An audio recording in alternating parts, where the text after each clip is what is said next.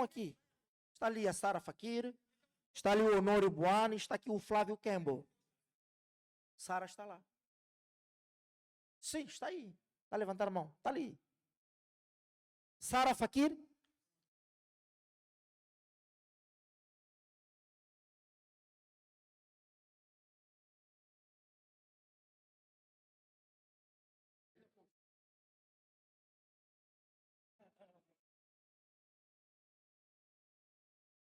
Bem, esta sessão vai demorar só 40 minutos. Por favor, vamos aguentar.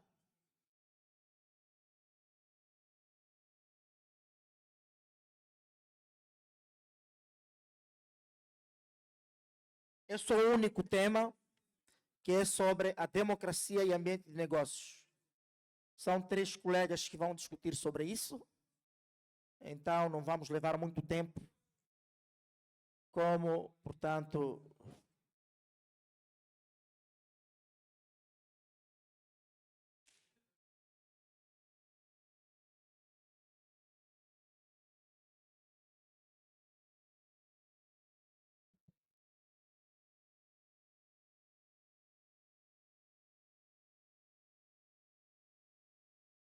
sim, Flávio Campbell está aqui presente. Sara Fakir não está. A Sara Fakir não veio. E Honório Buani está aqui presente. São 2, portanto, painelistas que vão falar aqui sobre a democracia e ambiente de negócios. Nós vamos aqui dar continuidade. Basicamente, este painel tem como objetivo geral analisar de forma crítica as interrelações entre a qualidade dos processos democráticos em Moçambique, avaliados por indicadores como a integridade eleitoral, o funcionamento das instituições, a participação política, a autonomia institucional e o respeito pelo Estado de Direito, bem como o ambiente de negócios em Moçambique. Basicamente, este painel vai tentar responder às seguintes questões. Como têm evoluído os principais indicadores do índice de democracia em Moçambique? Que medidas alternativas existem? Quais os impactos concretos das manifestações e episódios de violência pós-eleitorais no funcionamento das empresas e no emprego? De que maneira os conflitos armados e a instabilidade política têm condicionado o desenvolvimento do setor empresarial e a capacidade das empresas em manter operações sustentáveis? E, finalmente, como as medidas atuais de desempenho de Moçambique e em termos de indicadores de democracia se refletem nos indicadores do ambiente de negócio? Assim sendo, rapidamente, vou convidar, portanto, o nosso primeiro painelista, que é o Flávio Campbell, portanto, é pesquisador independente, que é consultor e pesquisador em governança e desenvolvimento sustentável, e tem aqui, portanto, um currículo muito vasto por causa da gestão de tempo. Vou mesmo convidá-lo a poder, portanto, abordar sobre esta temática, que é muito importante. Flávio Campbell, tenha bondade e muito obrigado. Muito obrigado. Mais uma vez, vou repetir, meu nome é Flávio Campbell. Estou aqui na qualidade de cientista político, consultor, e como fui apresentado. É com grande honra que tenho a responsabilidade de introduzir este tema, democracia e ambientes de negócio em Moçambique. É um tema que articula essas 2 dimensões de economia e política, por um e por outro lado. A princípio, levamos-nos a pensar que são 2 dimensões separáveis, mas no final do dia nunca são, porque nós sabemos que a dimensão política tem sempre influência, ou seja, impacta automaticamente a dimensão econômica. Os processos a ideia, ou seja, o exercício que nós vamos fazer aqui é tentar dividir o debate em 2 dimensões. A primeira dimensão é uma dimensão mais epistemológica, teórica, metodológica, e na segunda vamos tentar trazer o caso de Moçambique para discutir na prática como é que esses pensamentos teóricos, como é que a literatura a disposição da literatura versus aquilo que realmente nós vivemos na realidade em Moçambique. Ao nível teórico, nós sabemos que o campo da democracia, o campo da ciência política avalia o desempenho das instituições, ou avalia as instituições políticas na base da sua capacidade de ser imparcial, de ser inclusiva, ou seja, no fortalecimento das instituições, a partir de elementos concretos como a separação de poderes entre os diferentes branches, não sei como é que se diz em português, para perceber até que ponto existe essa participação, ou seja, as instituições são permeáveis a diferentes interesses. E a literatura ocidental, estou a falar desde logo teóricos como Robert Dahl, Fukuyama, fazem-nos acreditar, ou fizeram-nos acreditar, até os últimos 30 anos, que aqueles países que optarem por tornar as suas instituições mais democráticas, mais participativas, mais inclusivas, automaticamente seriam alvos, ou, consequentemente, teriam como garantido o sucesso econômico. No entanto,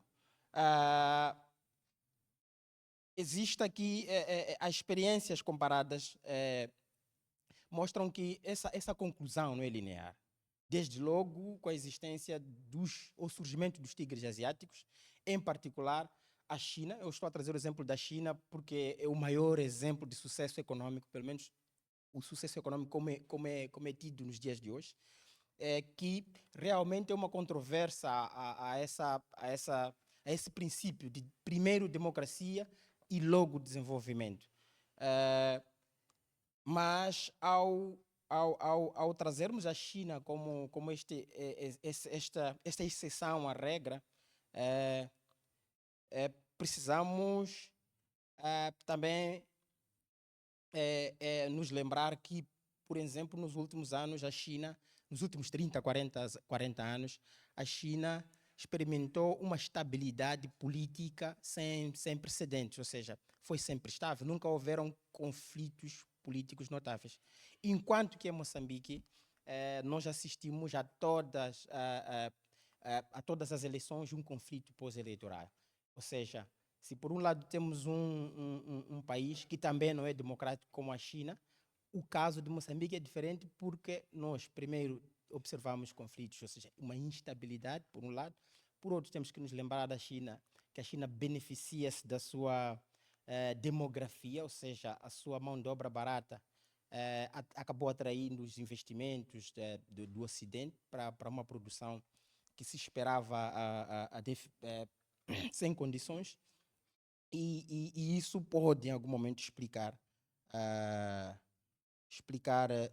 o seu sucesso. Mas só para terminar essa primeira parte teórica, isto faz-nos questionar essa nossa forma de olharmos, ou seja, de empacotarmos os fenômenos políticos. Será a China uma economia socialista, capitalista? Será que esse tipo de enquadramentos ou de caixas ainda são suficientes para explicarmos os fenômenos políticos atuais? Indo para o segundo ponto, a segunda dimensão, que é realmente acessar a nossa realidade, o nosso contexto. A trajetória de Moçambique tem sido marcada, como disse, por instabilidade, e essa instabilidade tem realmente comprometido o ambiente de negócio. E a ideia aqui é pensarmos como é que nós discutimos essa dimensão, ou seja, as ferramentas teóricas, epistemológicas que nós temos ao nível teórico versus o que nós temos na realidade. O que é que Moçambique faria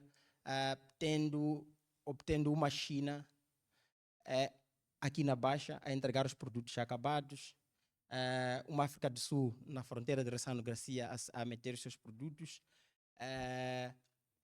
com uma população que não tem um excedente demográfico que atrai investimento, como é o caso dos países, os tigres asiáticos, com os recursos minerais que nós temos, que a China não tem. nós somos ricos em madeira, em carvão, em petróleo, uma série de aspectos que provavelmente isto enfraquece a nossa necessidade de estabelecer um sistema econômico produtivo, ou seja, lógico, real. Perante estes todos os aspectos, nós queríamos ouvir a Sara Tatiana, que não, a Sara Fakir, que não está aqui, que tem experiência na promoção de empreendedorismo. Eu também tenho. Fui primeiro presidente da Associação Nacional de Jovens Empresários, mas o Honório penso que vai substituí-la com toda a vontade, porque é a representação da CTA, para percebermos quais são os desafios de um país que quer crescer, tem essas condicionantes de não precisar, entre aspas, acionar a sua musculatura, o seu desempenho econômico real, porque está a competir desde logo com a China e a África do Sul, que lhe dá a comida colherinha à boca, versus não temos aquela excedente populacional como na Zambésia ou na Nampula, mas é melhor mesmo lembrar-se da China ou da Ásia, Bangladesh, onde as pessoas estão dispostas a fazer muito por muito pouco. E nós ainda somos alvos de altos investimentos estrangeiros por via de doações e de caridade. Muito obrigado. Com isso dou início ao debate. Obrigado. Muito obrigado. Levou 8 minutos, então é isso que nós queremos. Vamos agora passar para o próximo painelista, que é, portanto, o Honório Boane, é vice-presidente do Conselho Diretivo da CTA, Confederação de Associações Econômicas, que vai aqui também abordar sobre o mesmo tema, democracia e ambiente de negócios. Vai, então, focar mais por essa questão de ambiente de negócios, emprego, entre outros aspectos, face, portanto, a relação com a democracia. Sim, tenha bondade, Honório Boane, tem 15 minutos para fazer a sua, e vai tentar substituir, portanto, a Sara Fakir. Ok, muito obrigado.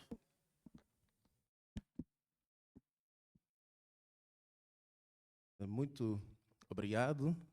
Boa noite. Faltam 4 minutos para boa noite, ainda é boa tarde a todos.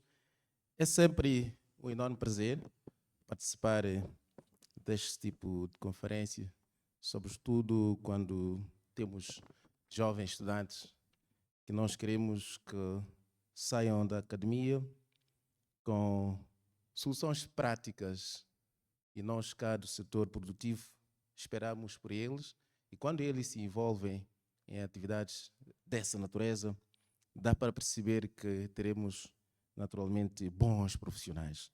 E esta ligação academia e setor produtivo é fundamental. Caso não, vamos criar estruturas humanas, quando chegam já no setor produtivo, começam a amolecer-se. Eu sou Honório Manuel, vice-presidente da CTA.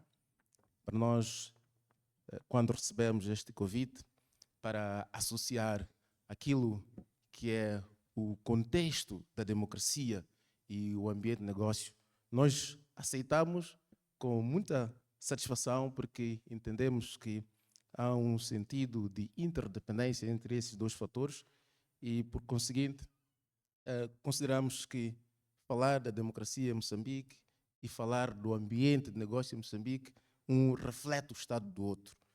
Se eu perguntasse qual é o estado do nosso ambiente de negócio, naturalmente, em 2 segundos todo mundo consegue dizer: a nossa economia é débil, há muitos empregos, há muitas empresas a encerrarem. Agora estamos a falar de um grande projeto que é a Mosal.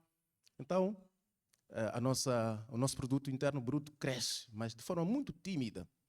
O acesso a financiamento também é bastante deficitário. As nossas políticas econômicas são extremamente difíceis. Então, podemos caracterizar o ambiente de negócio, e como eu disse que o ambiente de negócio dita como a nossa democracia está, logo já não preciso nem falar de como é que a democracia está, é fazer uma ligação direta. Se nós tivermos um bom ambiente de negócio, de certeza que podemos falar de uma democracia robusta. É verdade que o meu colega que me antecedeu deu um bom exemplo da China. não é necessariamente uma democracia, mas ela prosperou. De facto, eu também concordo que democracia não é um modelo político mais adequado, depende de outras vicissitudes. Todavia, há 4 pilares que eu sempre, em todas as locuções, eu defendi. O primeiro pilar para que qualquer país possa prosperar é a governança. O segundo, instituição. Terceiro, cultura e civismo. A China pode não ter um regime de democracia, mas há governança. E governança o quê? É quando nós temos líderes comprometidos em governar as nossas nações com responsabilidade, transparência e ética, onde não temos one-man show, onde nós temos, de certeza, alguém que sabe que não está acima de tudo. É uma pessoa que governa com ciência, não governa com senso comum, com aquilo que é politicamente correto fazer, mas sim baseia-se em evidências científicas. Isto é o que a China tem. Tem governança. Tem uma liderança com uma clara visão daquilo que a China quer daqui a 100 anos, até mais do que 100 anos. Então tem um plano que todo chinês sabe que o nosso líder quer que a gente faça desta forma. O segundo pilar, que também é muito importante, instituições. O pilar instituição é um dos mais importantes. Por quê? Porque qualquer país com instituições fracas, frágeis, aquelas instituições que, pura e simplesmente, tomam decisões porque sabem que você é do partido A, B ou C. Aquelas instituições que tomam decisões pura e simplesmente porque você é branco ou porque você é negro. Aquelas instituições que tomam decisões porque você é do sul, centro ou norte. Aquelas instituições que julgam baseado em certas características, mas não em bem comum. É isto que a China tem. A China tem instituições fortes. E as democracias que estão cheias a nível global, que não têm esta parte forte de instituição, certamente que, mesmo trazendo até o próprio Xi Jinping para liderar um desses países africanos que não tem esta base institucional, o próprio Xi Jinping não vai fazer absolutamente nada. Podemos dar exemplos claros. Temos uma dada matéria no tribunal, o tribunal julga, você vendo que este assunto não está sendo julgado com a transparência necessária. Mudam-se regras de jogo no meio do jogo. Então, isto mostra fragilidade das instituições. E isso implica o que no setor empresarial? Implica que não há previsibilidade e nenhum investimento vai a um país que ele sabe que ali eu não tenho um quadro legal que me protege. Ele sabe que se acontecer algo diferente, ele pode ser prejudicado. E Moçambique, temos que ter a consciência clara de que não é a última bolacha do pacote. Estamos a competir aqui na região, estamos a competir com uma grande economia que é a África do Sul, estamos a competir com Botsuana, estamos a competir com Tanzânia, Malawi, até países tão pequenos como, por exemplo, Ruanda. Para você pegar no mapa de África, escrever a palavra Ruanda, tem que fazer uma seta para fora do continente, escrever Ruanda, porque dentro não cabe, é tão pequeno. Mas em Moçambique você pode escrever na forma horizontal ou vertical, eu te amo Moçambique, porque é tão grande. Agora, o que é que está a falhar? Governança, instituição. Está a falhar. As coisas são de forma ad hoc. E vejam que esta coisa vai e vem. Porque se a instituição, a governança, favorece aqueles que estão no sistema hoje, no dia que eles saem, também será o mesmo. Há de voltar a afetar-lhes negativamente aqueles que saíram. Então, como e onde vamos parar? É este o desafio que nós temos. E isto impacta naturalmente no ambiente de negócio. Os últimos 2 pilares também, que é a cultura e civismo, este já tem a ver conosco, nós, o povo. Costuma-se dizer que um povo tem a liderança que tem porque assim lhe merece. Há situações que não precisamos, naturalmente, de ser dito o que temos que fazer. Cabe a nós também somos racionais. Há ações que naturalmente são levadas a cabo. Por exemplo, nas últimas eleições, os conflitos pós-eleitorais, fomos vendo destruição de infraestruturas econômicas que não tivesse absolutamente nada a ver com o partido A, B ou C. É um empreendimento econômico. Nós estimamos na CTA acima de 1000 empreendimentos econômicos, de pessoas que nunca entraram no partido ou na sede do partido A, nem B ou C. Mas quem fez aquilo? Alguns populares. Então, há necessidade. Um povo que se preza vai ter sempre uma liderança à sua altura. E também nós é que decidimos nas urnas. Significa que a cultura e civismo determinam o estilo de liderança que nós vamos receber. Por isso, eu quero associar esses 4 pilares, naturalmente, àquilo que é o ambiente de negócio em Moçambique. E dizer que é preciso fortificarmos as nossas instituições se nós queremos atingir um ambiente de negócio estável. A qualidade da democracia mede-se igualmente com a qualidade da economia. Como CTA, nós temos a consciência plena daquilo que temos que fazer. É por isso que tivemos também recentemente eleições dentro da CTA. Vocês acompanharam. Apesar de que foram eleições mais turbulentas de todos os tempos. Mas também exercíamos a democracia dentro da CTA. E a verdade prevaleceu, por isso hoje estou aqui diante de vocês. E não foi fácil. Mas exercemos a democracia na CTA. E junto do governo temos estado a fazer aquilo que é necessário, que é mostrar ao governo as reformas que tem que fazer. O governo tem que se focar naquilo que é o seu papel. E qual é o papel do governo? É garantir reformas estruturantes para o ambiente de negócio. E todo o resto do setor privado faz. Eu posso citar aqui algumas reformas que nós temos estado a pressionar para que o governo possa tomar em conta. Por exemplo, reformas fiscais. Nós fizemos estudos e dissemos ao governo: nós temos impostos bastante elevados quando comparado aqui na região.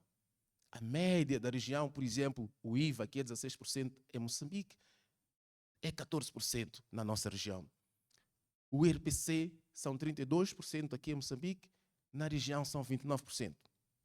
E o investidor, quando chega a Moçambique, a terra, a primeira coisa que ele faz, ele percebe como é que estamos organizados em termos de imposto. E você, como país, quando oferece impostos altos, ele toma o primeiro avião no dia seguinte e vai embora. Isso significa o quê? Significa que vamos continuar com instituições fragilizadas. Instituições fragilizadas, a consequência é essa, de não conseguirem cumprir também aquilo que é o manifesto eleitoral e, por conseguinte, o cidadão não se rever naquilo que tem sido a governação. Logo, há uma ligação direta entre a democracia e a economia. Temos estado a reforçar com o governo. Vamos olhar a nossa política monetária. Nós temos uma política monetária restritiva. Dinheiro fica guardado lá no Banco Central. Coeficiente das reservas obrigatórias para aqueles que estão a estudar economia.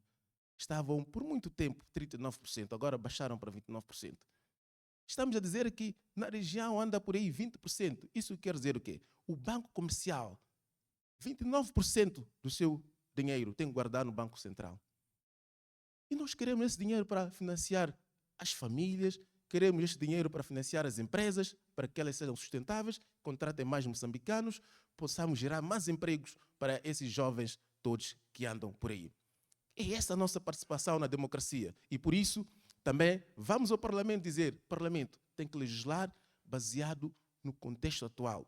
Às vezes nós deparamos com leis de 1800, 1900, leis obsoletas, que não respondem àquilo que são as necessidades atuais.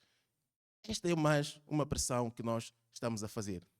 Insistimos para que todas as matérias econômicas que o governo aprova devem obrigatoriamente passar da CTA. E, de facto, somos este parceiro da CTA. E aqui tenho uma questão que é fundamentada pelo fato de que Moçambique completou agora 50 anos de sua independência e este fato nos obriga a fazer a seguinte questão: que democracia nós construímos ao longo dos 50 anos? Mas, ao mesmo tempo, que ambiente de negócios estamos a promover? E, associado àquilo que eu estava a dizer, cada um aqui pode responder. Que democracia nós construímos? Se temos uma carga fiscal elevada e imprevisível, a nível central tem impostos, a nível provincial tem imposto, nas autarquias locais tem imposto, tudo isso atrás de um agente econômico. Resultado, a empresa não consegue crescer. A empresa não consegue gerar mais postos de trabalho, porque estamos num funil em que os que coletam imposto querem imposto a todo custo. A prática nos outros países deixa-se empresas prosperarem. Quando empresas prosperam, geram mais oportunidades de emprego e até pagam mais imposto, alargamos a base tributária. Estas questões todas estão diretamente ligadas àquilo que é o ambiente de negócio. Vocês têm acompanhado raptos dos empresários aqui na cidade de Maputo e outras cidades. Como é possível termos um bom ambiente de negócio com raptos? Muitos colegas nossos saíram do país.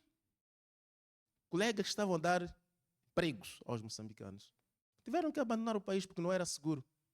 A pergunta que se coloca é: quem vai dar emprego aos moçambicanos? E como é que um moçambicano que exerce o seu dever de cidadania se vai sentir numa democracia identificada? Então a democracia está intimamente ligada a condições que devem ser criadas para uma condição de vida razoável.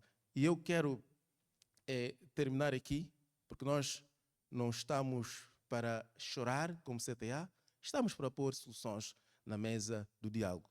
Cabe à vontade política assegurar essas nossas propostas.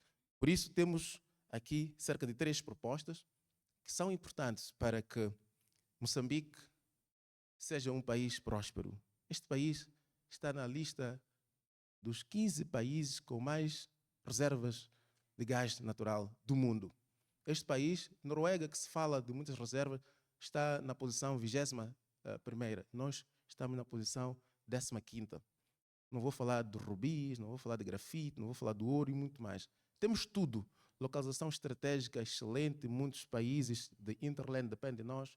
Precisa só de uma coisa, de uma democracia funcional, previsível, estável, sustentável e ancorada essa democracia àqueles 4 pilares. Por isso, a primeira nossa mensagem-chave dessa nossa intervenção é realmente melhorar o ambiente de negócios, e isso exige melhor qualidade de democracia. Se tivermos melhor qualidade de democracia, de certeza o ambiente de negócio irá melhorar. E nós, como CTA, somos parte integrante desta arquitetura democrática do país. Não se pode falar de matérias econômicas sem os que fazem economia. Quem faz economia é o setor produtivo. E esse setor produtivo é representado pela CTA. E, por fim, a transformação econômica de Moçambique só será possível com instituições muito fortes, inclusivas, previsíveis, orientadas para o bem comum. É isto só. Podemos ter todos os recursos, mas precisamos de sermos uma instituição forte com estas condições todas. E pela atenção dispensada, muito obrigado. Muito obrigado por essa fantástica apresentação. Agora vou pedir aqui, portanto, para se fazer algumas perguntas. Apresentou em 15 minutos, pela gestão do tempo, parabéns. Parabéns. E vou pedir aqui, agora, para se fazer as questões. Falou-se aqui sobre, portanto, essa questão que a estabilidade tem comprometido o ambiente de negócios, que o Estado deve fortificar as instituições para manter um bom ambiente de negócios, garantir reformas estruturantes para melhorar o ambiente de negócios, a questão do IVA, né, até 16%, e na região 14%, portanto tem que haver um alinhamento entre o IVA para as empresas poderem, portanto, ter maior liquidez para aumentar os seus investimentos, o coeficiente de reserva obrigatória pelo Banco Central, que está muito alto. Então, são muitos aspectos que foram aqui abordados, tudo para melhorar o ambiente de negócio. Foi uma aula fantástica dado aqui pelo nosso painelista, Honório Boani, e também o Flávio Kembo. Então, muito rapidamente, por favor, vou pedir a organização para, portanto, organização, se faz favor, para se posicionar. Temos quantos colegas? São 3 colegas que vão fazer questões. Importa referir que estamos a transmitir também no YouTube, bem como na página. Por favor, peço para, não sei se no YouTube há questões online, podem se calhar enviar as questões. Sim, 3 colegas, por favor. Peço para passar o micro e fazer-se comentários, questões e entre outros. Sim, muito obrigado. Tenha bondade. Boa noite. Sim. Queria parabenizar pela apresentação dos painelistas e eu tenho mais um comentário em relação para complementar o que o representante da CTA, o Sr. Boani, teve a colocar, é que várias são as crises que não proporcionam um ambiente de segurança de empresários estrangeiros em Moçambique. Então, eu queria acrescentar que, ao invés de nós pensarmos em como atrair empresários estrangeiros, poderíamos pensar em uma política de desenvolvimento mais endógena, e original, em que nós próprios, nós moçambicanos, criamos o emprego, criamos a nossa própria riqueza, e através disso, uma coisa que eu queria colocar, muitos são jovens que querem iniciar um negócio, só que o ambiente, as políticas de incentivo do país não proporcionam isto. Eu falo isso porque tenho um irmão, ele fundou uma empresa, mas ele teve que parar porque as exigências para ele poder criar esta empresa são vastas. Então ele parou e opta por fazer de maneira mais informal, sem nenhum registro informal. Então eu acredito que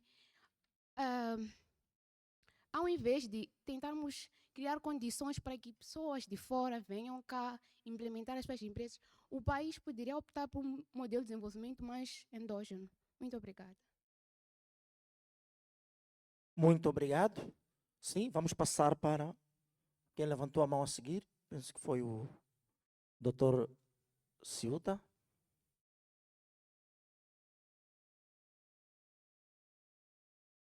E depois vai falar o colega e depois vamos encerrar com o colega ali.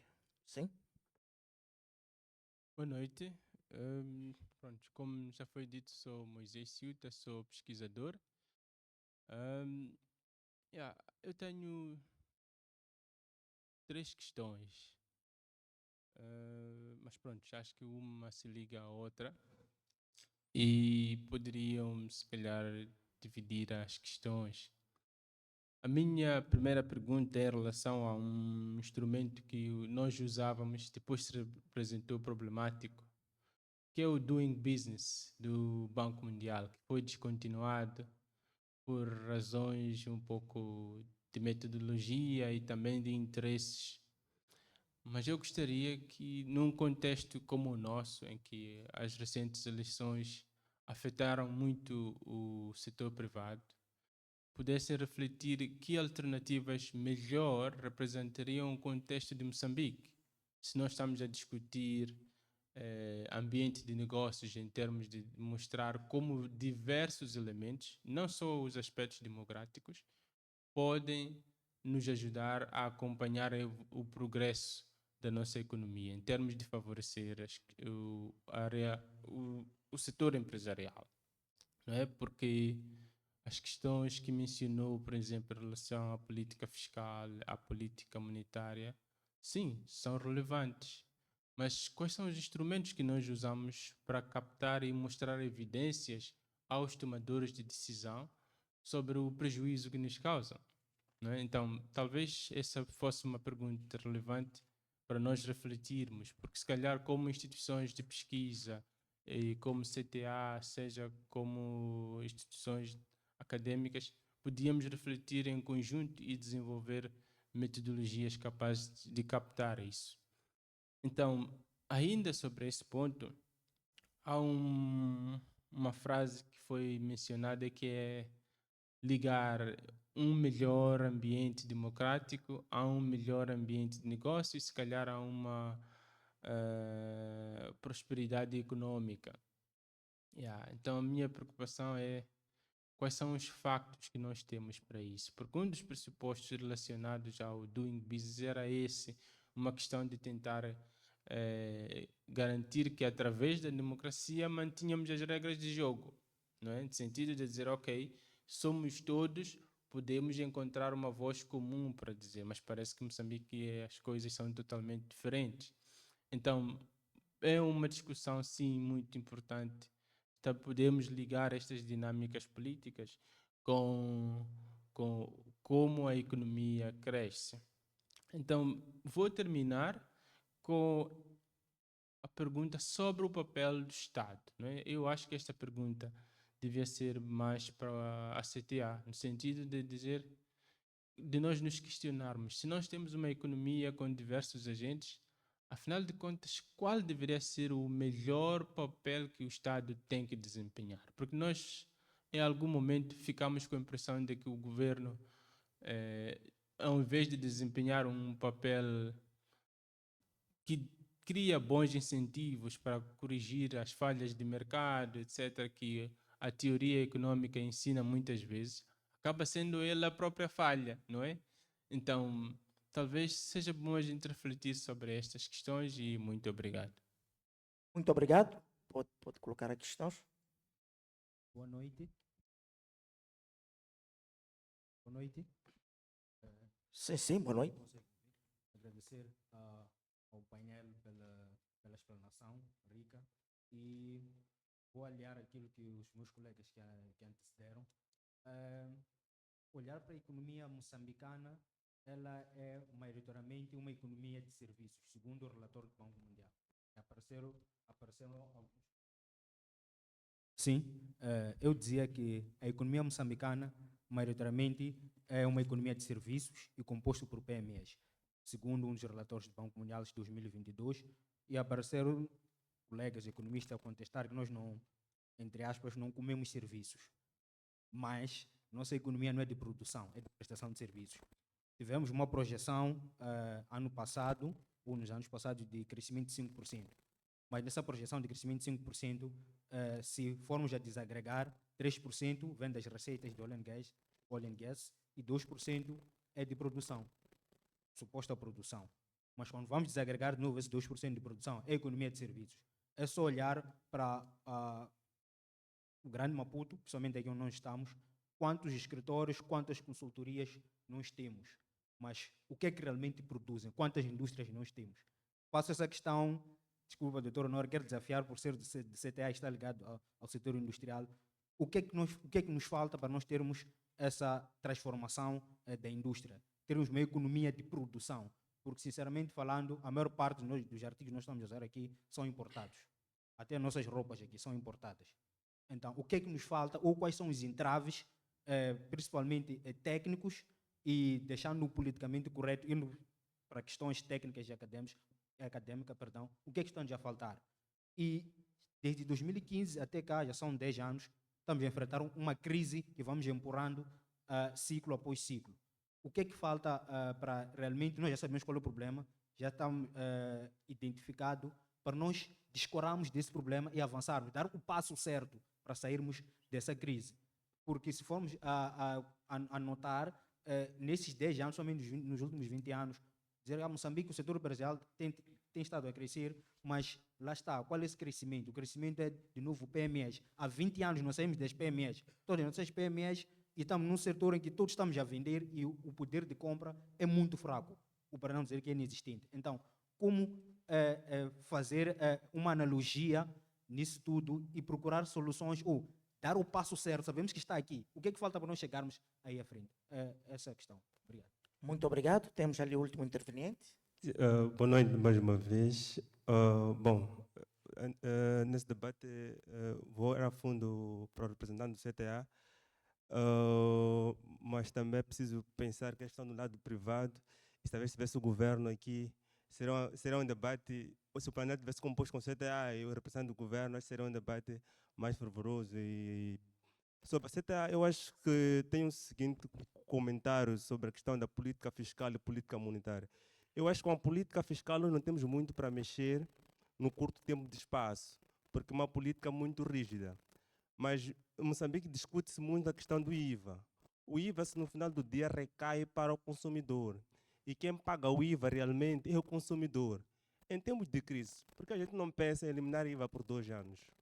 Porque no final do dia, o IVA é um valor acrescentado ao produto. É o pacato cidadão que não tem... Agora, se eu compro um bem de volume a 1000 meticais, eu vou vender a 10 meticais, vão pagar em cada fração aqueles indivíduos 2 meticais até chegar aquele IVA e depois isso. E quem ganha com o IVA? É a compensação que faz o Estado e o privado. Porque depois até o IVA pode voltar para o próprio privado e encaixa nos lucros.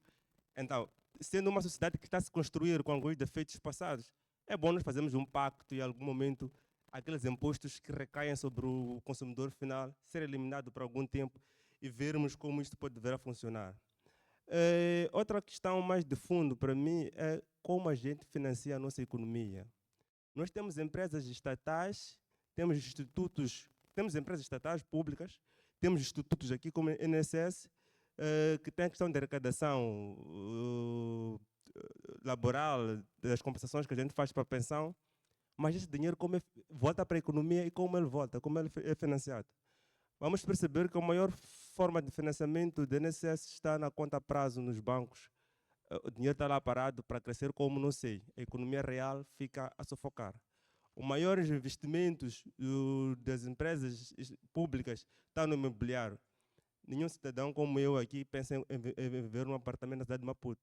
Estamos a criar um país extenso, pequeno, onde vamos manter uma densidade populacional nas cidades e não temos habitação lá nas zonas que nós estamos a vir. Eu não sou daqui, venho da cidade de Inhambane. E minha origem até é de um distrito de lá. Então, criamos esses problemas. A minha questão é a CTA repensar como nós financiamos a nossa economia. A economia não se financia só pela banca, as empresas comerciais podem transacionar títulos de dívidas. Existem múltiplas formas para nós financiarmos a nossa economia. Agora, a questão de vir os estrangeiros para cá, a questão de não ter indústria, nós já sabemos que as indústrias têm o seu tipo de padrão para serem implementadas. Nós temos que assumir que não temos capacidade hoje, ou estragamos a pouca capacidade que nós tínhamos para montarmos grandes indústrias como empresário. Precisamos, sim, de investimento direto estrangeiro. E é isso só que eu tenho a deixar. Nome? Paulo Comé. Sim, qual é o distrito na Zambésia? Não. Eu sou de Inhambane, da cidade de Inhambane. Inhambane, meus avós perfeito. são de Inharime. Então, Ok. correto. Muito obrigado. Eu também tenho uma última questão. Eu sou de Quilimane, sou coordenador geral de uma incubadora de empresas lá em Quilimane. E atualmente temos 17 startups dos jovens. Lançamos concursos. Concorreram muitos, cerca de 300. Quilimane, Mucuba. Então, eu não sei qual é o critério do CTA em relação aos investimentos, porque as desigualdades do número das pequenas e médias empresas é muito elevado por província. Por exemplo, Maputo, vou dar um exemplo, KFC. Em Quilimane nós não temos KFC, por isso você fica um ano sem viajar a Maputo e perde saborear, portanto, aquele produto do KFC. É o exemplo que estou aqui a dar. Pois é, sabe melhor, mas também é uma preocupação, mesmo por causa dessa questão de investimentos, emprego, entre outros. Ter uma KFC, portanto, vamos ter mais emprego. Estou mais preocupado com as pequenas e médias empresas, em termos de número. Portanto, o número de pequenas e médias empresas na Zambésia é muito menor, comparando, por exemplo, com Maputo, comparando com outras cidades. Então, estas desigualdades, gostaria que se focasse nisso. Pronto, levei o KFC, o nosso presidente logo atacou por questão da mucapata, entre outros, majembe, entre outras nossas comidas, mas a questão é mais questão de emprego e questão de empresas na Zambésia, em particular, é uma questão muito crítica. Por isso quero aproveitar aqui o nosso vice-presidente do Conselho Diretivo do CTA, tem muita informação, vai aqui nos ajudar e se calhar a ver essa questão para tentar haver, portanto, a questão tem que ser, portanto, próxima, não é? Se ver muita desigualdade, Maputo porque é pequeno, ter, por exemplo, mais de 500 mil empresas. Zambésia, que é grande, ter, por exemplo, 50 empresas. Veja só esta diferença, 50 empresas para 500 mil empresas. É um exemplo que estou a dar, não são dados reais.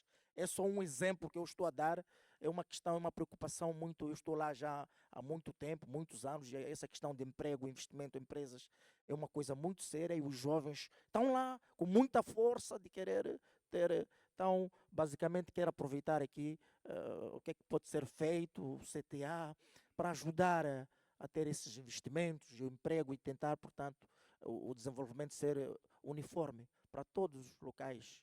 E muito obrigado, Sr. Presidente. Acho que muitas questões foram direcionadas ao Presidente.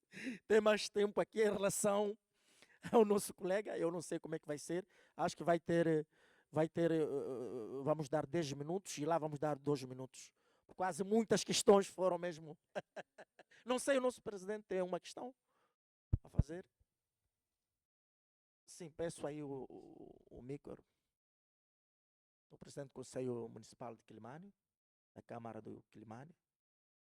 Importa referir que estamos online no YouTube.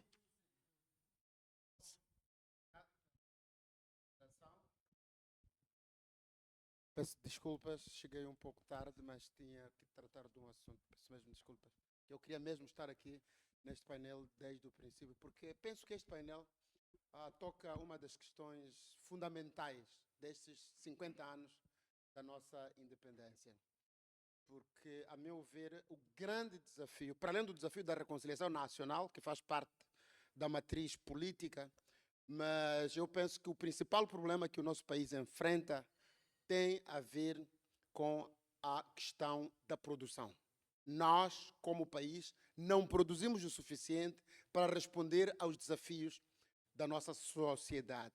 E enquanto nós não encontrarmos um modelo de produção que responda aos desafios, então nós continuaremos a ter estas assimetrias de que falou, os problemas da nossa economia, o problema depois vai desaguar na questão do desemprego, etc. Se nós formos para vários países da África, portanto, nós veremos, e um dos exemplos mais ilustrativos é Addis Abeba, e Addis Abeba, de 6 em 6 meses, quase que muda de face. E uma das características do continente africano neste momento é a rápida urbanização. Ou seja, a África, neste momento, é o continente com a urbanização mais rápida do mundo. E essa urbanização tem uma característica, é que é jovem. Portanto, são milhares e milhares de jovens que estão a sair das zonas rurais para as zonas urbanas. E a nossa máquina econômica não está preparada para responder para esses desafios. Então, quando colocava a pergunta, ou quando comparava o facto da extensão, a Zambésia tem 6 milhões de habitantes. É a segunda província, não só em termos de área, depois do Niassa, como também é a segunda em termos de população, depois de Nampula. Nampula tem 7 milhões e a Zambésia tem 6 milhões. Então, os níveis de desemprego lá são assustadores. E se nós não nos prepararmos do ponto de vista da produtividade e aumento da produção e da criação do emprego, nós vamos ter explosões sociais daqui a 5, daqui a 10 anos.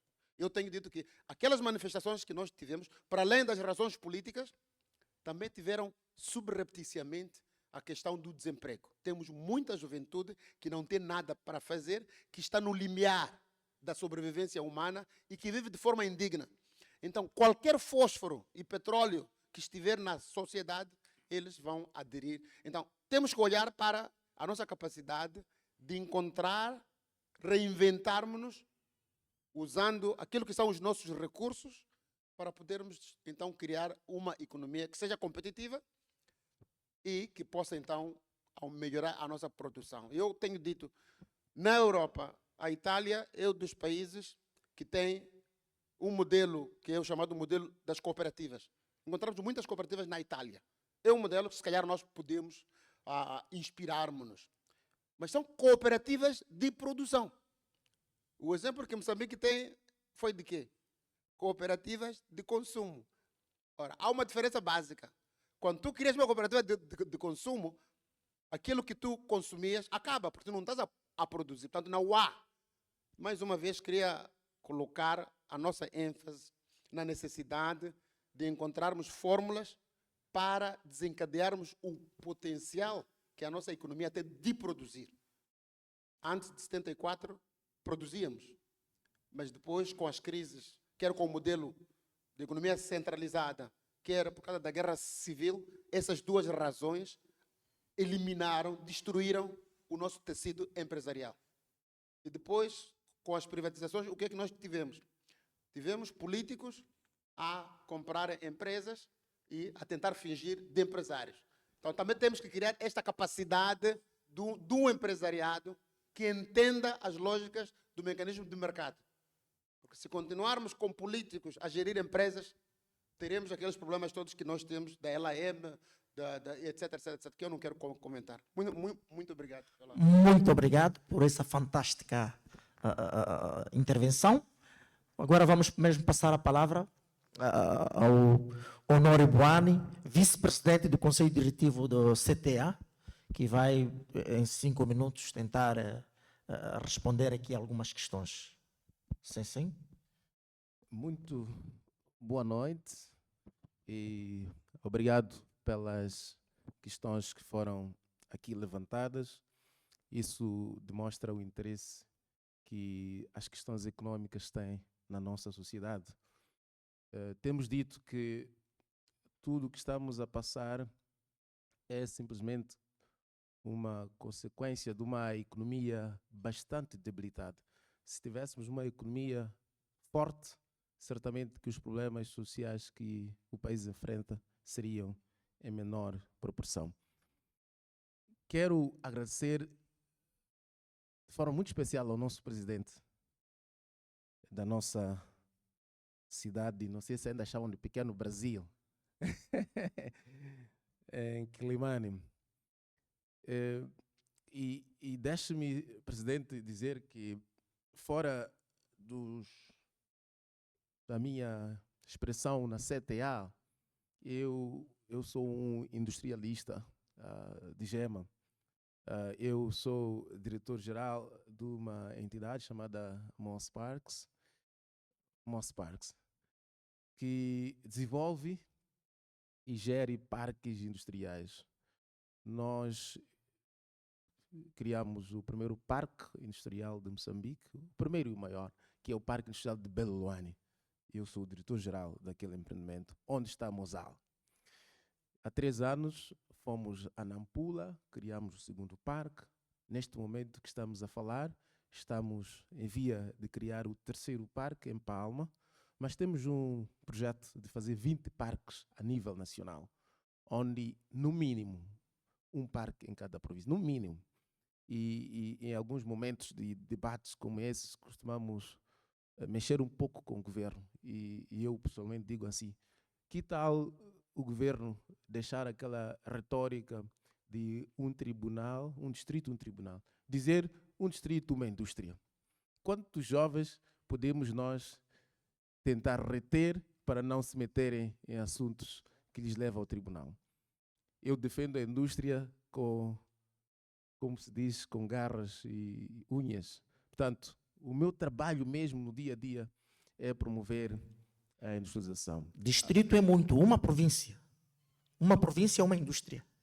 Bom, talvez não seja suficiente para os desafios. Podemos uma província, uma indústria, mas temos potencial para isso. E eu vou dar exemplo de como é que podemos chegar aí.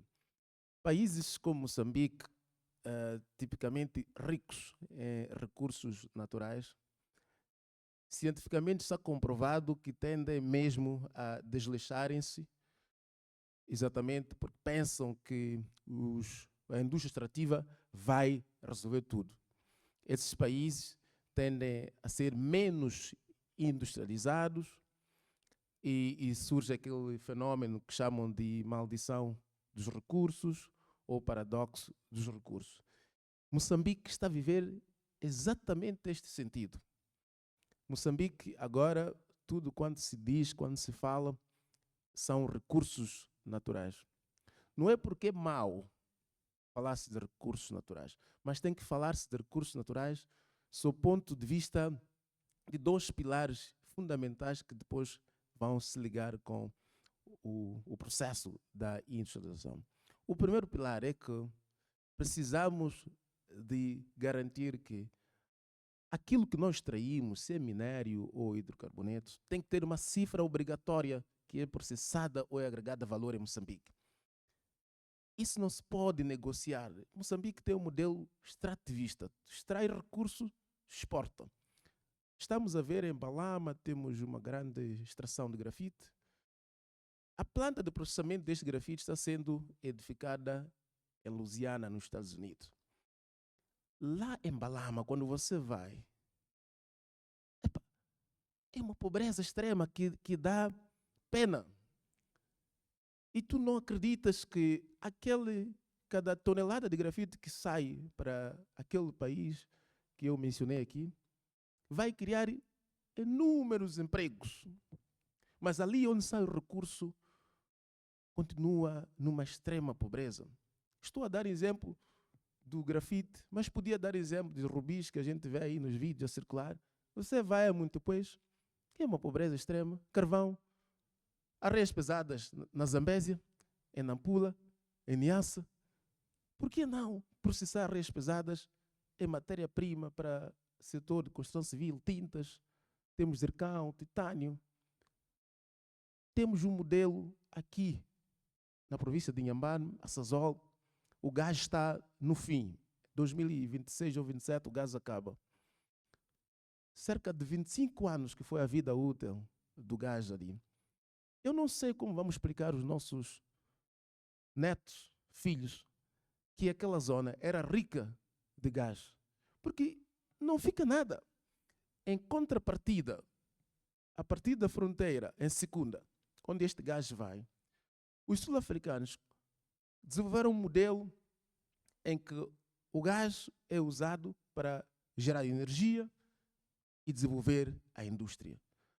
Em 2000, quando começa-se a falar desse projeto de gás, Secunda, Temane, ambas zonas eram consideradas rurais. Hoje, passados 21, 25 anos, Secunda é uma zona urbana e aqui ainda é rural. Então, é esta dimensão de questionamento que nós temos que nos fazer. O que é que nós queremos ter neste país, sobretudo usando os recursos naturais? Infelizmente, ainda a visão não está lá.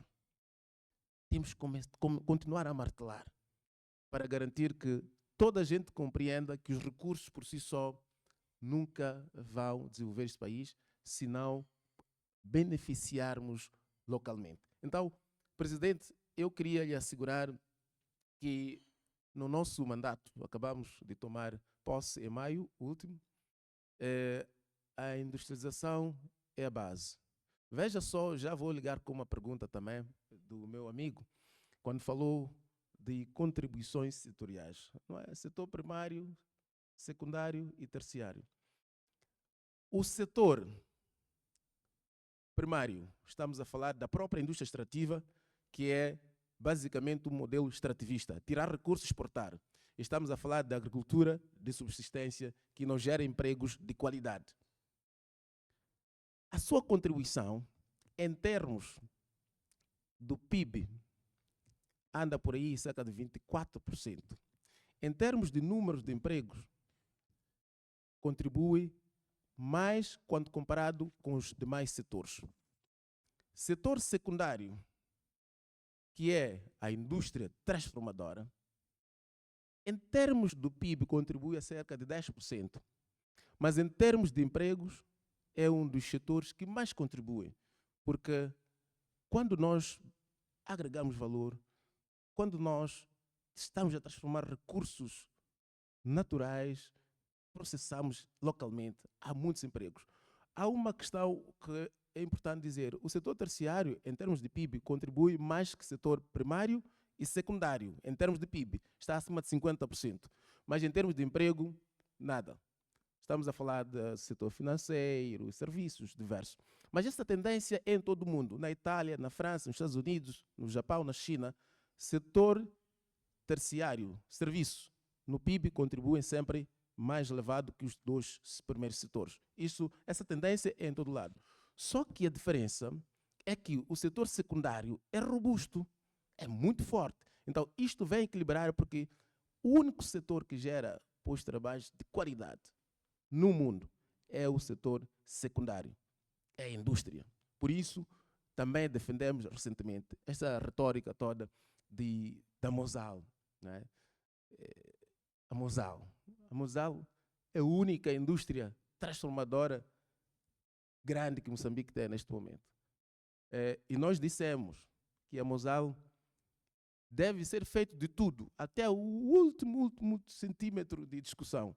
A Mosal não pode fechar. Não estamos a defender que a Mosal tem que pagar o preço mais baixo de energia. Nós não estamos a defender que tem que pagar o mais alto. Nós estamos a dizer que este país, como dizia o presidente, tem uma história bem amarga. Moçambique está provado, está nos livros escrito, que não conseguiu manter as grandes indústrias que nós tínhamos depois da independência. Vidreira, Mabor, Tudor, Têxtil, processamento de castanho. Mandou-se aquilo fechar tudo por aquelas questões históricas que o presidente adiantou e outras. Agora, em pleno século XXI, como explicar fechar uma Mosal? Isto é simplesmente seria uma atitude que as consequências não são meramente os 4.000 empregos que a Mosal vai diminuir através das suas subcontratadas. É uma questão de confiança ao investimento industrial em Moçambique.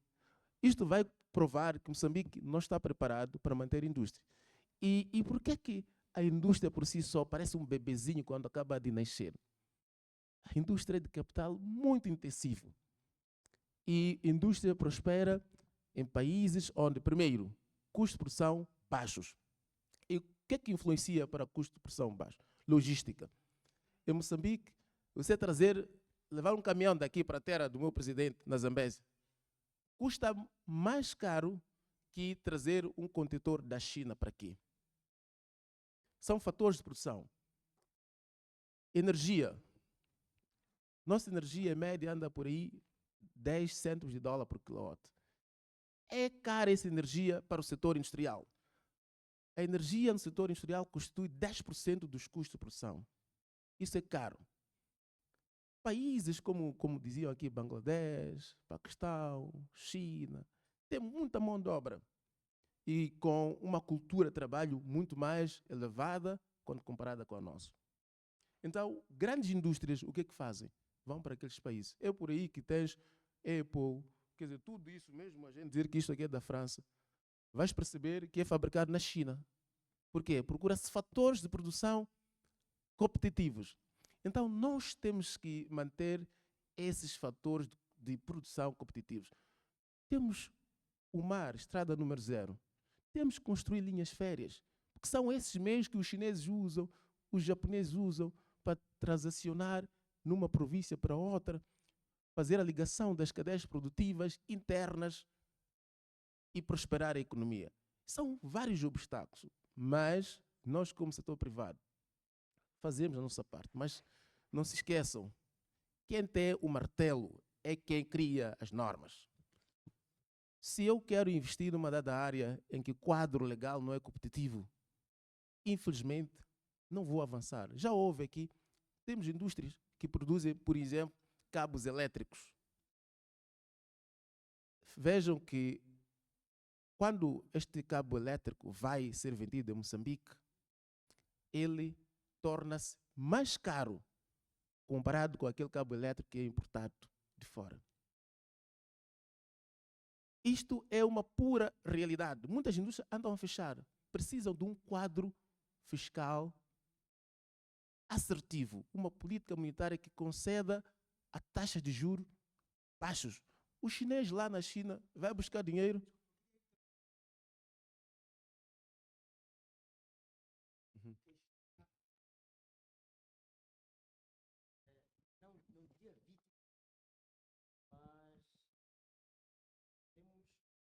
mas nós entramos nessa que o governo não tem um bom desempenho. O governo poderia fazer mais. Eu fui presidente e fundador da Associação Nacional de Jovens Empresários e nesta altura, quer dizer, eu acabava de entrar, como acabaste de entrar em 2008, e a nossa preocupação era inventar, ou seja, descobrimos 1000 ideias de negócio com 1000 equipamentos ou ferramentas como industrialização para importar de segunda mão e falamos com o governo, dissemos que queremos importar 1000 tipos de equipamentos para dinamizar a nossa economia. Ou seja, estamos a dizer ao governo que a juventude quer as armas de hoje. Nós queremos a capa 47 da nossa geração. E tinha que ir ao partido, of course, fazer lobbies e tentar convencê-los a importar, ou seja, a isentar as taxas de importação para que aquele equipamento viesse, que os jovens pudessem aceder àquele equipamento para fazermos a nossa revolução. E me foi explicado em off que, olha, não havia interesse de se ir por este caminho, porque exatamente pelo que já disseste. Então, eu só estou a querer evitar que a gente faça mais uma década de acusação, de reclamação, de responsabilização e dizer assim, isso fez-me abandonar o cargo de presidente da associação, demiti-me e fui fazer ciência política para perceber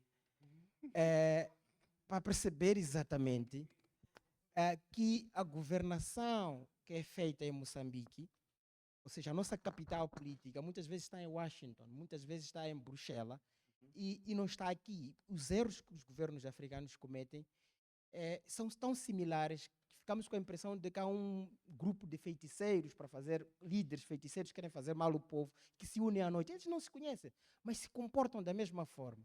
Para concluir e dizer que, provavelmente, é preciso cientificamente, eu adotei essa perspectiva para explicar que este comportamento governativo, este desempenho econômico, nem o da China, nem o africano, é uma escolha. Ou seja, a China não fez uma estratégia, agora vou ser rico. Não. Eles eram tão pobres e tão muitos, sem nenhum recurso para vender, a comerem cachorros, a beberem água da fossa, quer dizer, colocaram à parte a sua humilhação que tiveram nos anos 90 e disseram ao Ocidente, venham investir aqui, venham trabalhar, venham explorar-nos. Porque estava a um nível tão paupérrimo que nós não nos encontramos. Então, eu só estou a querer explicar as dinâmicas do processo de tomada de decisão, que elas têm uma origem, têm uma provocação. A Coreia do Sul fez o esforço que fez porque tinha a Coreia do Norte aí pronta para atacá-los. Então, este comportamento dos líderes militares largarem a governação por perceberem que, olha, tem logo aqui alguém com músculo para me mostrar que pode me vencer e não tenho espaço. Então, provavelmente, nós continuamos a reclamar e nos tornemos uma Nigéria onde os ricos andam com empresas privadas, com armamentos. Mas o meu desafio, por isso que tive a audácia de interrompê-lo, era de pensar por cima disto, por cima dessa dinâmica com focos de poder internacionais que mantêm as governações africanas, por mais que a gente proponha, por mais que a gente tenha ideias, essa elite que se acomoda na conexão com a elite internacional e que para ele está assim, isso está tudo bem. Temos mais 7 minutos. Sim.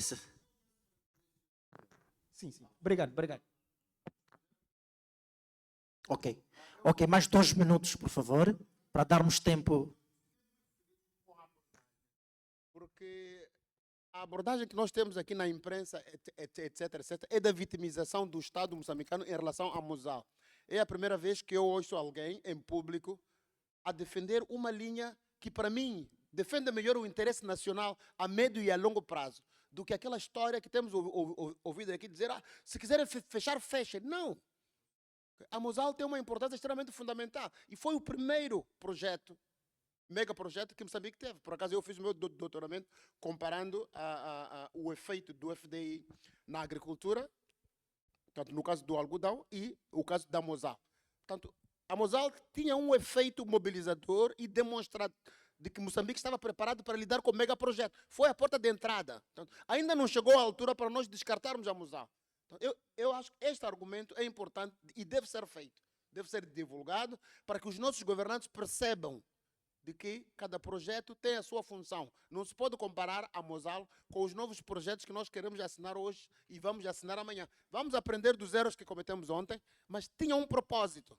Era mostrar de que Moçambique está preparado para receber mega projetos. E conseguimos. E esses mega projetos vieram. Ainda não é a altura de nós descartarmos aqueles que foram a janela que permitiu que Moçambique passasse a fazer parte, tanto deste mercado global, das multinacionais. Há uma lógica própria das multinacionais. A segunda questão, o meu irmão aqui diz que é verdade de que há centros de poder, eles têm influência, mas nós não podemos cair no argumento de que nós somos meros executores. Temos países como Maurícias, temos países como Botsuana, temos países como Ruanda e agora temos países como a Etiópia que estão a avançar no processo de melhoria das suas condições de produção e estão a evoluir. Mas também temos países como o Congo. Então nós não podemos continuar a nos compararmos com os maus. Vamos copiar e imitar os bons. E temos que tomar a agência. Nós é que temos que decidir. E se a CTA começar a pensar assim, eu acho que o caminho é exatamente esse. Nós temos que influenciar. Agora, tem um outro ponto, e vou terminar aqui. É que eu vivi em Londres, na Inglaterra, durante 10 anos. E quando a CTA de Londres, quando o PCA dava uma conferência de imprensa, o país parava. Okay? Para tudo. Para o governo, porque está a falar o patrão dos patrões. Aqui em Moçambique, quando a CTA fala, se calhar é o meu irmão ali que ouve. Então, nós temos que mudar este paradigma. Os patrões, se estamos numa economia de mercado, os patrões devem se fazer ouvir e devem se fazer respeitar eles próprios.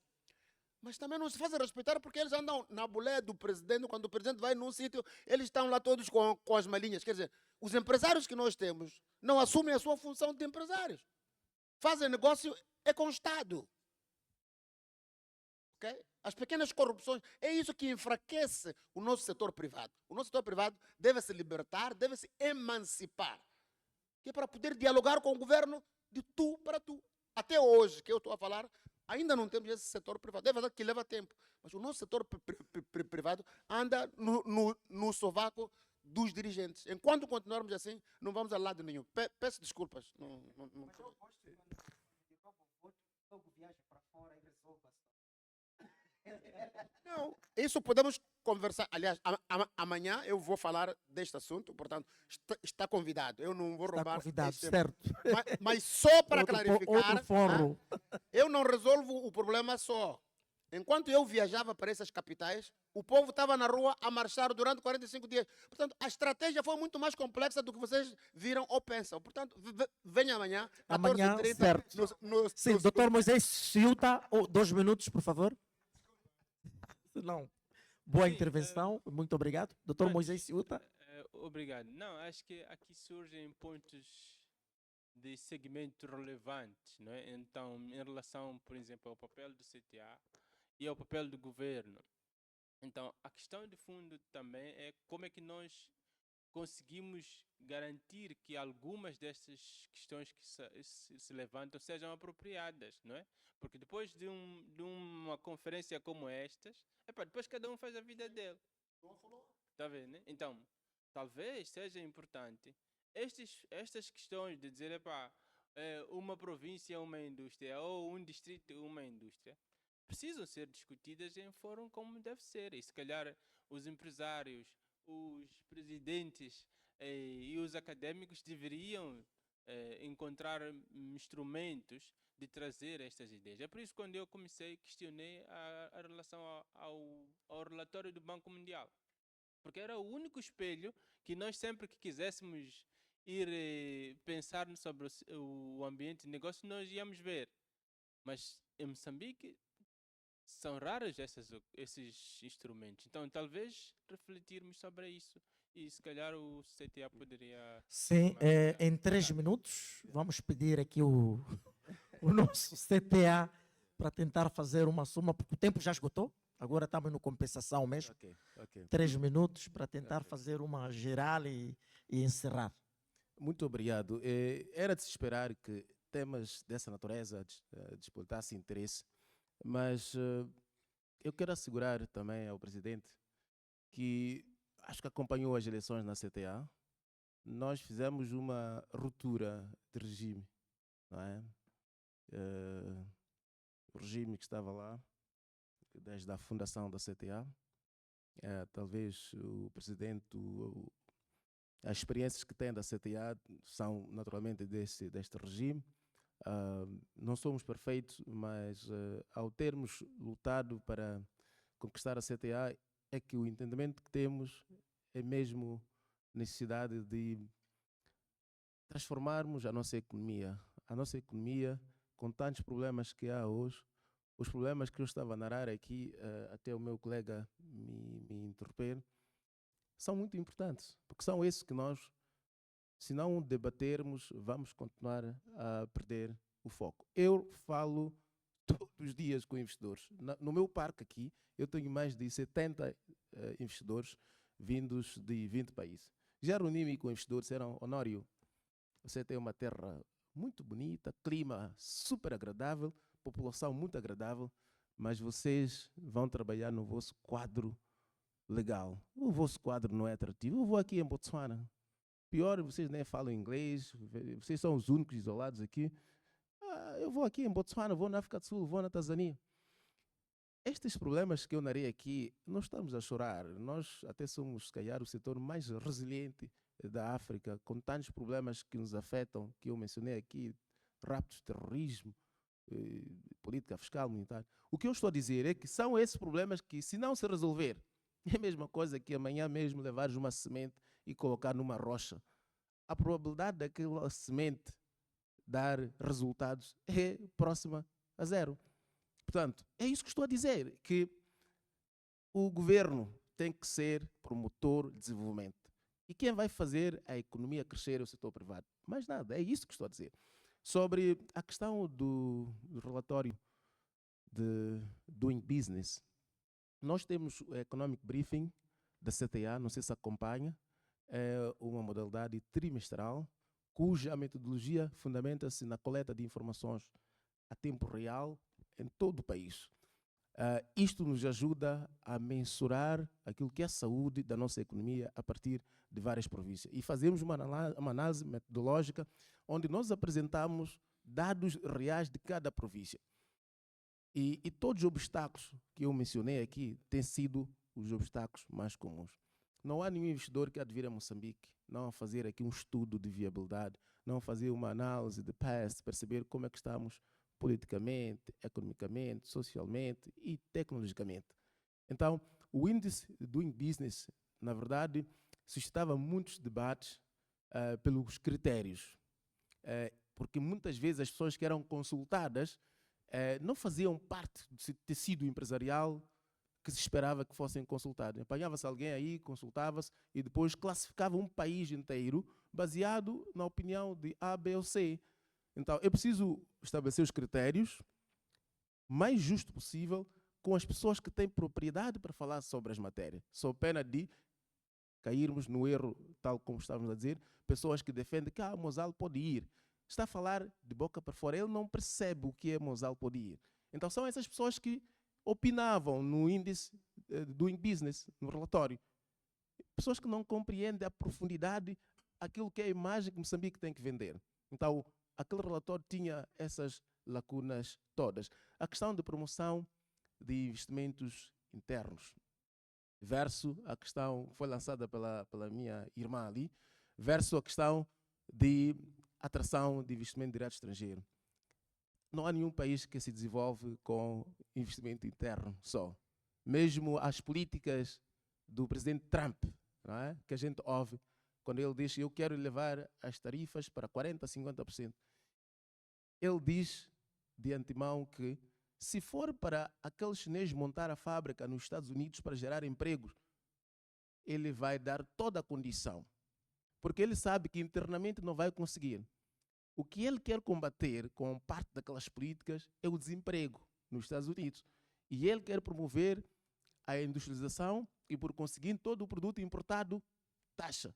Queres produzir? Venha produzir aqui. Então, o investimento direto estrangeiro é vital para qualquer economia. Se todos esses investidores estrangeiros nos isolam, as nossas PMEs compõem 98% do tecido empresarial, por si só têm dificuldades estruturais. Eu falei isso na minha dissertação de mestrado, está online, se procurar, falei sobre as PMEs e o contexto em que se encontram. Há muitas dificuldades. Então, precisamos de atrair grandes investimentos. E este país, acredita, eu reuni com um chinês e disse assim, Honório, vocês têm 33 milhões de habitantes. Isso aí é a população de um distrito no meu país. O que custa criar empregos para, sei lá, aqui estamos a falar talvez de 10, 12 milhões de habitantes. O que custa isso? Atraiam grandes indústrias. Vão perceber que uma indústria só vai gerar muitos empregos. Não é nada, isso aí é distrito. Mas para tal, políticas públicas. Não estamos a chorar, estamos a dizer a condição primária são políticas públicas. Quadro legal. Esse quadro legal, o governo, e voltando àquela questão do IVA, não IVA, o IVA é suportado pelo consumidor. Mas tu sabes que se eu faço uma fatura hoje, uma empresa que, por exemplo, vem comprar ou adquirir um serviço, um produto, eu cobro IVA. Mas há empresas, há consumidores que vão pagar daqui a 40 dias. Mas eu tenho que entregar o IVA, findo o período estimado que é mensal. Eu estou a financiar o Estado. O Estado, para me reembolsar aquele IVA, é uma ginástica na prática. Talvez na academia isso vocês não veem, mas quando começarem ali na prática, vais perceber, muitas empresas têm IVA a reembolsar. Tem IVA a reembolsar. E não tem sido fácil. Estás a perceber? A questão de ser o IVA suportado pelo consumidor final, isso está claro. Mas o processo de reembolso do IVA é uma dor de cabeça. Por causa de quê? Burocracia no Estado. Ainda sobre essa questão que nós estamos a insistir de burocracia... Um minuto, ponto de ordem, 1 minuto ainda para fechar. Perfeito. Ainda sobre essa questão de burocracia, alguém falou aqui, ela mesma, tem um irmão que quer registrar uma pequena e média empresa. Estão a complicar. Mas por que você até registrar de borla devia fazer? Para quê? Porque se a PME está registrada, ela depois começa a produzir e paga impostos. Você está a querer cortar pela raiz. A iniciativa diz, eu quero me registrar para contribuir para o desenvolvimento social e econômico do país. Você diz, paga X. Você está a começar. Até devia dizer, vamos registrar. Deixa de borla, 0 meticais, para que a empresa se registre e comece a produzir e você vá atrás para buscar o referido imposto. E nós fazemos o contrário. Mas aí temos que reconhecer que há movimentos muito céleres sobre a aceleração do registro de empresas, os baús, o processo da digitalização. Tu vais no Estado, vais numa instituição, tu queres uma quitação de finanças. Participas de um concurso, o Estado te pede uma quitação do INSS. Mas o mesmo Estado vai te solicitar um documento do Estado. E vocês dizem, mas como é possível isso? Por que o Estado não pede a si mesmo entrar no sistema, extrair? E por isso, um dos avanços que estamos a ver agora com este Ministério de Transformação Digital é exatamente unificar o Estado, porque isso vai reduzir essas coisas todas, dificuldades no registro de empresas e etc, etc. Eu penso que são essas as questões.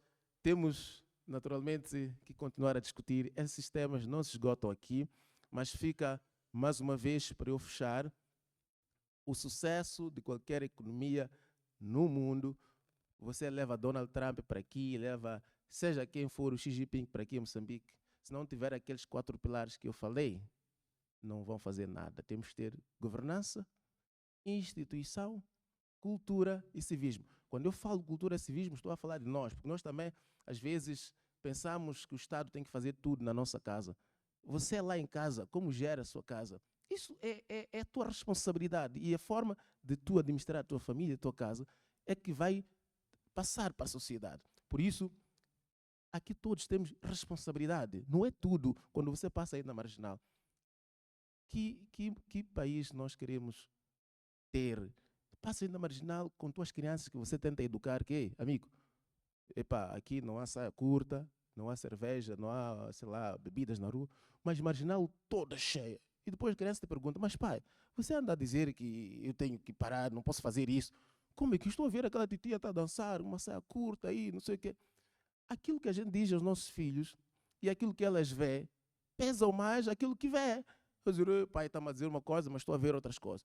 Tudo isso tem a ver com a cultura e civismo. Precisamos de uma sociedade também bem preparada para assumir as rédeas de desenvolvimento do país. E a luta continua. Obrigado. Muito Eu obrigado. queria dizer 2 palavras só. Ok. Que enquanto eu estiver no poder, eu não vou admitir que ninguém cresça economicamente, financeiramente, a ponto de financiar um partido da oposição. Eu vou fazer de tudo para que o ambiente de negócio continue assim e vocês continuem a reclamar. Muito obrigado. Muito obrigado. A luta continua. Então, chegado a este ponto, vou convidar a todos os colegas para tirarmos uma foto família.